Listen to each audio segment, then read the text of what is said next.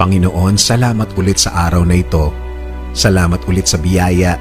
Salamat sa umpisa ng araw na ito na ikaw ang nasa isip ko at puso ko so I can be guided all throughout. Panginoon, inaamin po namin sa inyo na may mga araw o panahon na kami naghihina.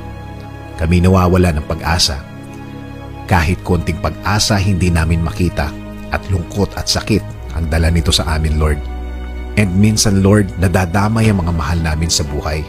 Hindi man namin gusto na masaktan sila. Parang nadadamay sila sa aming mga problema sa araw-araw, Panginoon. Panginoon, humihingi kami ng lakas sa inyo. Bigyan niyo kami ng lakas na galing sa inyo, Lord. Bigyan niyo kami ng inspirasyon para lumaban sa mga nasa harap namin, Panginoon. Alam po namin na hindi kami dapat ganito dahil kami ay mga anak mo, Lord. Pero minsan tinatalo kami ng sitwasyon na nasa harap namin, nawawala.